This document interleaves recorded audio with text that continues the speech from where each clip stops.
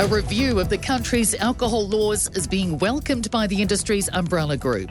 The government's announced a two-stage review of the Sale and Supply of Alcohol Act. It includes giving communities more power to have their say over how and where alcohol is sold in their neighbourhoods. The review will also look at alcohol sponsorship and advertising. New Zealand Alcohol Beverages Council Executive Director Virginia Nichols says they're looking forward to participating in the coming debate. This is not a surprise. It was signalled. It's timely and appropriate to review the Act. It's now a decade old. And there's support from the other side of the debate as well. Alcohol Health Watch Executive Director Dr. Nikki Jackson says more stores in an area lead to more harm. She told Kate Hawkesby that's especially true when it comes to deprived areas. We know in New Zealand that there are more places that sell alcohol in our most deprived communities. We also know that deprived communities experience more harm per drink. It's hoped the government's public transport cash injection will make a big difference for bus drivers around the country. More than $60 million allocated from the 2022 budget will be given to councils to help standardise base wage rates. Their goal is to lift drivers' pay in urban centres to $30 per hour and $28 per hour for regional services.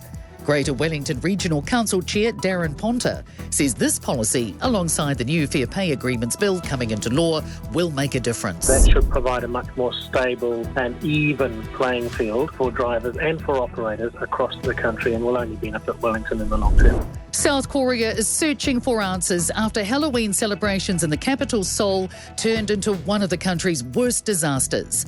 Authorities have declared a national mourning period as they investigate how a chaotic crush left at least 153 people dead. Tens of thousands of costumed partygoers, mostly teenagers and young adults, had poured into the popular nightlife suburb of Itaewon. It was South Korea's first Halloween celebration since the lifting of COVID restrictions. More ways for New Zealanders to take to the skies. American Airlines is returning to the country this morning and will fly between Auckland and Dallas all summer. Air Asia will be back from tomorrow. Aviation commentator Irene King says we will see cheaper flights with the increased competition. But she told Kate Hawkesby prices won't be back to normal straight away. It'll still be quite a long journey, I think. I don't think we're going to see things really stabilise until 2024.